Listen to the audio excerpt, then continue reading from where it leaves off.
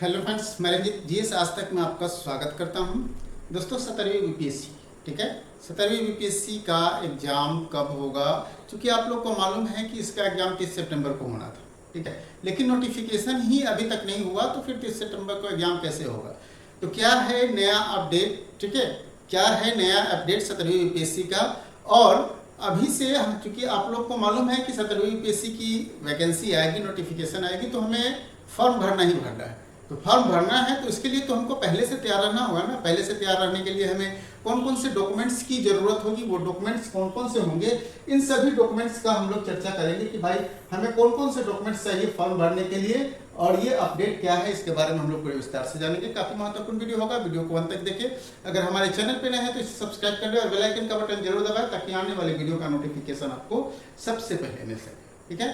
तो सबसे पहले मैं आपको बता दूं कि 17वीं बीपीएससी, ठीक है, 17वीं बीपीएससी का जैसा कि आप लोग को मालूम है कि इसका एग्जाम, ठीक है, एग्जाम कब होना था? ये 30 सितंबर को एग्जाम बीपीएससी के द्वारा ऑफिशियल निर्धारित किया गया था कि 30 सितंबर को एग्जाम होगा, लेकिन अगस्त समाप्त होने जा रहा है, ठीक है, अगस्त जो है वो समाप्त होने जा रहा है। ऐसे में अगस्त फॉर्म भरने के लिए भी आपको कितना दिन चाहिए? फॉर्म भरने के लिए 1 माह का कम से कम समय चाहिए, लेकिन क्योंकि अगस्त तक नोटिफिकेशन नहीं आया तो फिर डेफिनेट रूप से एग्जाम का डेट जो है वो एक्सटेंड करेगा। तो अब ये एग्जाम चूंकि अब सितंबर में नहीं हो पाया एग्जाम, तो फिर ये जाएगा क्या? नवंबर के आसपास में, ठीक है। कब जाएगा एग्जाम? ये नवंबर के आसपास में एग्जाम जाएगा। और दूसरी बात यह है कि नोटिफिकेशन में भी अभी विलंब है, इसलिए कि अभी सभी विभागों से इसके जो भी वैकेंसियां हैं, रिक्तियां हैं, वो वैकेंसियां रिक्तियां नहीं आ पाई है, जिसके कारण क्या है अभी विलंब हो रहा है। मात्र 250, ठीक है, 250 रिक्ति ही आ पाई है। कितनी? 250 रिक्ति ही आ पाई है। तो ऐसे में मात्र 250 रिक्ति आई है, जबकि बहुत सारे डिपार्टमेंट से वैकेंसियां नहीं आई है। तो फिर क्या करेगा बीपीएससी? बीपीएससी के पास दो ही ऑप्शन है कि रिक्ति को निकाल दिया जाए, ठीक है, रिक्ति को मतलब जारी कर दिया जाए, और जैसे ही पीटी से पहले जितने भी रिक्ति आ जाएंगे उसको इसमें ऐड कर दिया जाए। पहला ऑप्शन है। दूसरा ऑप्शन है कि भाई वैकेंसी रिक्तियां जो भी हैं उसको आने देते हैं, ठीक है, रिक्तियां जो भी हैं उसको आने देते हैं और तब नोटिफिकेशन जारी करेंगे। तो दोनों ही सूरत में नवंबर से पहले एग्जाम नहीं होने वाला है, ठीक है। अगर रिक्तियां आ जाती, ठीक है, आ गई रहती तो नोटिफिकेशन अभी तक जारी हो गया रहता और 30 सितंबर को आपका एग्जाम हो गया रहता। तो डेफिनेट रूप से जब पीटी का एग्जाम एक्सटेंड करेगा तो फिर आपका ये मेंस का भी एग्जाम थोड़ा बहुत इधर उधर होगा, ठीक है। तो सारे ये अपडेट्स हैं। नोटिफिकेशन आपको जल्द आएगा। अब सवाल कौन होता है कि नोटिफिकेशन कब आएगा भाई, ठीक है, नोटिफिकेशन कब आएगा? तो नोटिफिकेशन भाई आपको बता दे कि सितंबर महीने में, ठीक है, 15 सितंबर से पहले नोटिफिकेशन हर हाल में आ जाए, ठीक है, 15 सितंबर से पहले नोटिफिकेशन हर हाल में आ जाएगा आपका। अब देखिए, चूंकि नोटिफिकेशन आ जाएगा तो फिर फॉर्म भरा जाएगा। फॉर्म भरा जाएगा तो उस समय आपको कुछ डॉक्यूमेंट्स की रिक्वायरमेंट होगी। तो कौन कौन से डॉक्यूमेंट्स चाहिए आपको फॉर्म भरने के लिए? जो भी पुराने लोग हैं, जो पहले से बीपीएससी देते आ रहे हैं, उनको तो ऑलरेडी मालूम है कि कौन कौन से डॉक्यूमेंट्स की जरूरत होती है, लेकिन जो नए लोग हैं उनके लिए ये जरूरी है जानना कि कौन कौन से डॉक्यूमेंट्स लगेंगे, या फिर जो बिहार से बाहर के लोग हैं उनको भी कौन कौन से डॉक्यूमेंट्स लगेंगे। इन सभी तथ्यों पर हम लोग चर्चा करेंगे, ठीक है। तो चलिए अगले देखते हैं, अगले पेज में हम लोग कौन कौन से टॉपिक पर डिस्कस करने वाले हैं। तो सबसे पहला जो टॉपिक को हम लोग डिस्कस करने वाले हैं वो है दोस्त कि सबसे पहला एजुकेशन क्वालिफिकेशन क्या होगा, ठीक है। एजुकेशन क्वालिफिकेशन, चूंकि आप मैट्रिक में हैं, ठीक है, मैट्रिक याद रखिएगा।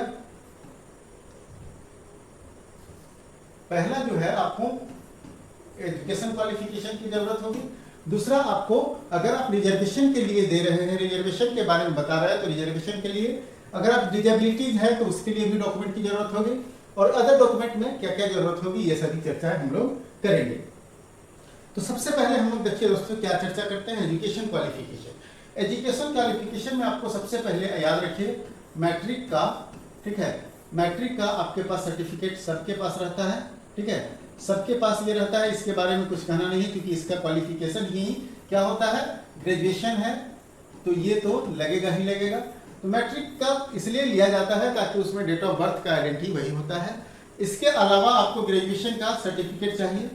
आप ग्रेजुएट पास नहीं है तो डेफिनेट रूप से आप इस फॉर्म को अप्लाई नहीं कर पाएंगे, इसलिए ग्रेजुएशन का सर्टिफिकेट इन हैंड होना चाहिए आपके पास, ठीक है।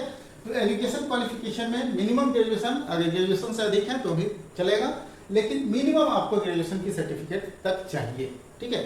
एडिशनल अगर आपके पास है तो एडिशनल सर्टिफिकेट, एडिशनल अगर कोई है तो डेफिनेट रूप से आप उसका भी चर्चा कर सकते हैं। ग्रेजुएशन में आप बीटेक भी है या फिर किसी तरह का कोई भी टेक्निकल सेक्टर से भी अगर आपने बैचलर की डिग्री ले रखी है तो डेफिनेट रूप से वो सभी चलेगा, ठीक है। तो ये हो गया आपका एजुकेशन क्वालिफिकेशन की बात है, ठीक है। अब हम लोग रिजर्वेशन की बात कर लेते हैं कि कौन कौन से डॉक्यूमेंट्स आपको लगेंगे रिजर्वेशन वाले में, ठीक है। तो सबसे पहले देखिए, जैसे ही आरक्षण का आप दावा कीजिएगा, क्या कीजिएगा, आरक्षण का जैसे ही आप दावा कीजिएगा तो आपको स्पष्ट रूप से मालूम है कि आरक्षण में आपको लाभ किन को मिलेगा। सबसे पहला है कि भाई आरक्षण का लाभ किन को मिलेगा, तो आरक्षण का लाभ याद रखिएगा, आरक्षण का लाभ उसी को मिलेगा जो बिहार के स्थायी निवासी हैं।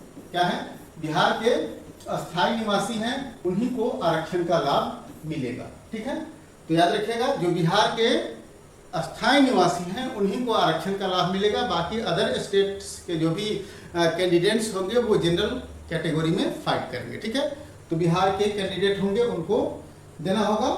अब देखिए क्या कौन कौन से सर्टिफिकेट आपको देना पड़ेगा, ठीक है। आरक्षण के लिए आपको कौन कौन से सर्टिफिकेट देना पड़ेगा, थोड़ा सा हम इसको बड़ा कर देते हैं, तब जाके आपको समझ में आएगा कि आरक्षण के लिए आपको कौन कौन से सर्टिफिकेट की जरूरत पड़ेगी, ठीक है। अब आपको थोड़ा सा ज्यादा समझ में आएगा, ठीक है। चलिए, अब आरक्षण का अगर आप दावा करते हैं तो देखिए कौन कौन से सर्टिफिकेट की आपको जरूरत पड़ेगी। देखिए, अगर आरक्षण देखिए कौन कौन से कैटेगरी में होता है, बिहार में होता है ओबीसी कैटेगरी, ठीक है, ईबीसी कैटेगरी, साथ साथ एससी कैटेगरी और एसटी कैटेगरी, ठीक है। तो ओबीसी और ईबीसी, ये दो चीज याद रखिएगा कि ओबीसी और ईबीसी को एनसीएल की जरूरत पड़ती है, ठीक है, नॉन क्रीमी लेयर की जरूरत पड़ती है, जबकि एससी एसटी को नॉन क्रीमी लेयर की जरूरत नहीं होती है, ठीक है। तो सबसे पहली बात है कि जब नॉन क्रीमी लेयर की उनको जरूरत नहीं है तो उनको क्या करना चाहिए, इस पर भी हम लोग चर्चा कर लेते हैं थोड़ा सा। तो सबसे पहली बात है, हम लोग बात कर लेते हैं कि अनुसूचित जाति जनजाति के जो उम्मीदवार हैं उनको कौन कौन से डॉक्यूमेंट चाहिए। तो जाति प्रमाण पत्र चाहिए ही चाहिए, ठीक है। और ये किससे निर्गत होता है, सीओ से निर्गत होता है। बिहार में सीओ ही जारी करते हैं ब्लॉक लेवल पर। कौन, ब्लॉक लेवल पर सीओ जारी करते हैं। और ये जाति प्रमाण पत्र जो है वो वैलिडिटी इसकी लाइफ टाइम होती है, ठीक है। याद रखिएगा, वैलिडिटी इसकी वैलिडिटी जो है वो लाइफ टाइम होती है। लोग कहते हैं कि भाई साल भर के बाद एक्सपायर कर जाता है, ऐसा नहीं है, वैलिडिटी लाइफ टाइम होता है इसका, ठीक है। दूसरा, अस्थायी निवास, क्योंकि आप आरक्षण का दावा कर रहे हैं तो आरक्षण का दावा किसको मिलेगा, जो बिहार के स्थायी निवासी हैं। तो इसके लिए आपको निवास प्रमाण पत्र देना होगा, मतलब रेसिडेंशियल सर्टिफिकेट देना होगा, और इसकी भी वैलिडिटी लाइफ टाइम होती है, ठीक है।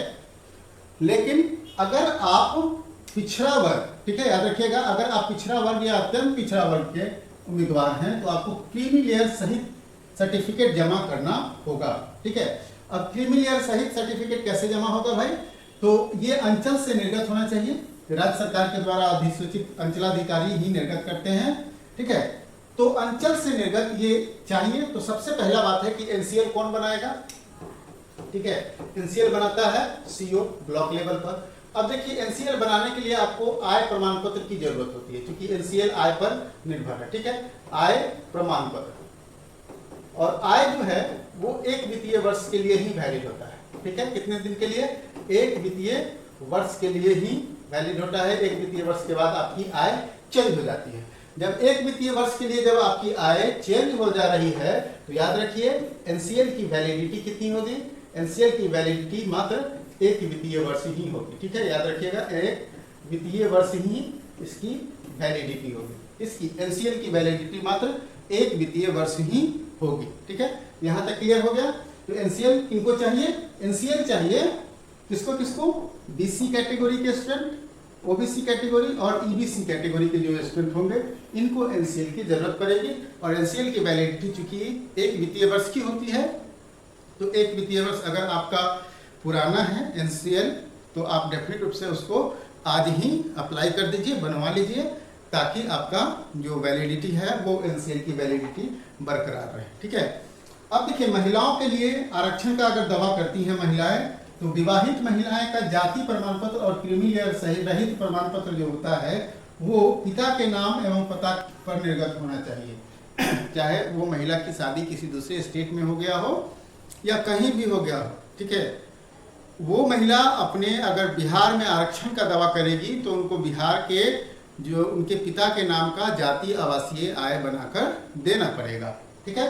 चलिए, यहाँ तक आपको स्पष्ट रूप से सब तथ्य जो है वो समझ में आ गया है। चलिए, अब देखिए, आरक्षण कोटि के उम्मीदवार अपनी आरक्षण कोटि को निर्धारित करने के लिए जो है आप देख लिए हैं ऑलरेडी, यहाँ सब तथ्य समझ में आ गया है। चलिए, नेक्स्ट है कि सामान्य प्रशासन विभाग के द्वारा अगर आप देखिए, बहुत सारे होते हैं कि अदर्स डॉक्यूमेंट्स में मैं चर्चा कर रहा था कि बहुत सारे स्टूडेंट्स जो होते हैं वो हमारे डिफरेंट कैटेगरी में आ जाते हैं, डिजेबिलिटीज में आ जाते हैं। ठीक है। डिजेबिलिटीज में, ठीक है, हैंडीकैप डिजेबिलिटीज में आ जाते हैं, तो इसके लिए आपको सर्टिफिकेट देना पड़ेगा और इसकी वैलिडिटी भी होती है। ठीक है। साथ साथ आपको अगर आप किसी स्वतंत्रता सेनानी के नाती पोते हैं, अगर उसके आरक्षण का दावा करते हैं तो उसका अलग से सर्टिफिकेट आपको बनाकर देना पड़ेगा। ठीक है। उम्र सीमा के लिए आपको मैट्रिकुलेशन के सर्टिफिकेट्स पर ही काम चल जाएगा। तो ये सारे सर्टिफिकेट अगर आपके पास नहीं है तो आज ही बनवा लीजिए। ठीक है। और एक आइडेंटिटी कार्ड की जरूरत पड़ती है आपको। ठीक है। जब एग्जाम देने जाएंगे उस समय एक आइडेंटिटी कार्ड की जरूरत पड़ती है। तो आइडेंटिटी कार्ड लगभग सभी के पास होता है, चाहे वो आपका आधार कार्ड हो या फिर आपका पैन कार्ड हो। ठीक है। आपको फॉर्म भरते वक्त भी याद रखिएगा, फॉर्म जब आप भरने जाएंगे उस समय भी आपको आधार कार्ड मांगा जाएगा। ठीक है। आधार कार्ड का ऑप्शन होता है, तो आधार कार्ड आपके पास होना ही चाहिए। ठीक है। नहीं है तो बनवा लेंगे। तो ये सभी डॉक्यूमेंट्स आपको जरूरत पड़ेगी। चलिए, अब ये डॉक्यूमेंट्स तो आपको बता देते हैं और क्या क्या आपको डॉक्यूमेंट्स की जरूरत पड़ेगी। तो अब देखिए, रिजर्वेशन से संबंधित सारे डॉक्यूमेंट्स मैंने आपको बता दिए कौन कौन से चाहिए। अगर आप OBC, ठीक है, और EBC में हैं तो इसके लिए आपको चाहिए जाति प्रमाण पत्र। ठीक है। जाति प्रमाण पत्र पहला, दूसरा निवास प्रमाण पत्र। ठीक है, निवास प्रमाण पत्र, तीसरा non creamy layer certificate NCL, ये आपको चाहिए। ठीक है। और नॉन क्रीमी लेयर सर्टिफिकेट के लिए आपको आय सर्टिफिकेट बनवाना पड़ता है, तो आप देख लेंगे, ये बनाने में वक्त लगता है। अगर आप SC ST कैटेगरी के हैं, ठीक है, तो आपको सिर्फ क्या चाहिए, जाति प्रमाण पत्र। ठीक है, प्रमाण पत्र, और दूसरा आपको चाहिए निवास प्रमाण पत्र। क्या चाहिए आपको, निवास प्रमाण पत्र। ठीक है। डिजेबिलिटीज में आते हैं तो डिजेबिलिटीज से जुड़ा हुआ, ये डिजेबिलिटीज से जुड़ा हुआ आपको हैंडीकैप या जो भी है आप इससे जुड़ा हुआ सर्टिफिकेट चाहिए। अगर आप नाती पोते हैं तो उससे जुड़ा हुआ, किसके नाती पोते, स्वतंत्रता सेनानी के नाती पोते हैं तो उससे जुड़ा हुआ सर्टिफिकेट आपको देना पड़ेगा। अब अदर सर्टिफिकेट में आपको अगर हम बता दें कि अदर आप एजुकेशनल क्वालिफिकेशन एक्स्ट्रा कुछ रखते हैं, ठीक है, एक्स्ट्रा कुछ एजुकेशनल सर्टिफिकेट रखते हैं तो वो आप दे सकते हैं। ठीक है। इसके अतिरिक्त आपको कोई डॉक्यूमेंट्स की जरूरत नहीं पड़ेगी। अब एक आइडेंटिटी कार्ड जो मैंने बताया, आधार कार्ड वगैरह की जरूरत पड़ेगी। तो ये सभी चीजें आप लोग स्पष्ट रूप से जान गए हैं। NCL के बारे में भी काफी लोगों में डाउट रहता था, जो मैंने क्लियर कर दिया है। फिर भी अगर कोई आपको किसी तरह का कोई इसमें कमी आपको नजर आए या फिर आपको लगे कि कुछ छूट गया है तो डेफिनेट रूप से आप हमें कमेंट कीजिएगा, मैं आपके हर एक सवाल का जवाब दूंगा। ठीक है। दोस्तों, हमें पूरी उम्मीद है कि आपको ये वीडियो पसंद आया होगा। वीडियो पसंद आया हो तो लाइक कीजिए और दोस्तों के साथ भी शेयर कीजिए। फिर मिलते हैं हम लोग अगले वीडियो में एक नए टॉपिक के साथ।